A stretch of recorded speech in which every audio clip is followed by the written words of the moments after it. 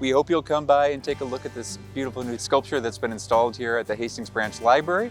It's a part of our butterfly garden where we're trying to teach people about what they can do in their own yards to attract the native flora and fauna that are part of California and here locally in Pasadena. And the butterfly sculpture is going to be a special part of attracting people here. The newly installed artwork by Karen Reitzel, titled Calm a Little Soul. The artwork was originally featured in the third iteration of the city's rotating public art program, which is a temporary public art program. It was originally sited up on Sierra Madre Boulevard. While the artwork was on exhibit, the artist passed away, and at the end of the exhibit, the artist family generously donated the artwork to the Hastings Branch Library, which is a arguably much better location. It's in a beautiful site with the nearby butterfly garden.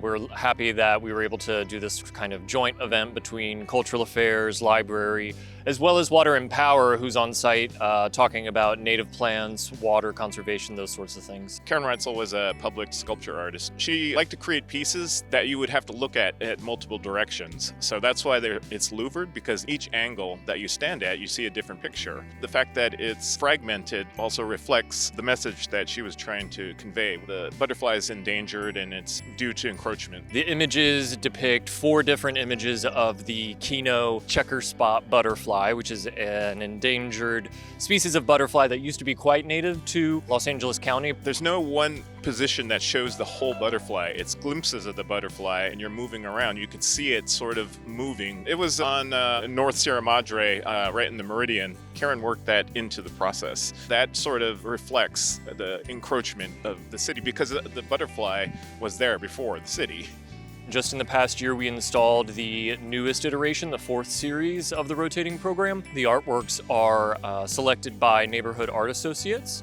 So representatives from each of the 7 council districts serve on the selection panel and really get to identify and select the artworks for their respective neighborhood by locals who are not necessarily art professionals, but just have a sense of what would look good in their particular neighborhoods. The private development program really serves to generate a lot for the Cultural Affairs Division. So as part of our private development public art program, developers can choose to either commission a permanent public artwork on their site, or they can choose to contribute to our Capital Public Art Fund in lieu of a public art commission.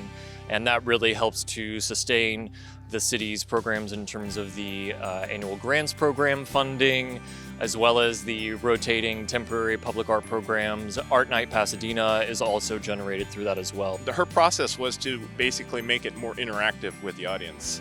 So the viewers would actually move around and it would tell a different story depending on where you stood. Once my wife passed away, we put a bunch of flowers and we memorialized the sculpture, and it was noticed by the city council member who wanted to know what the story was. The city council member heard from the library that they really liked the sculpture and they would love to have it here, so she arranged for that to happen. I think it really looks great here at the library.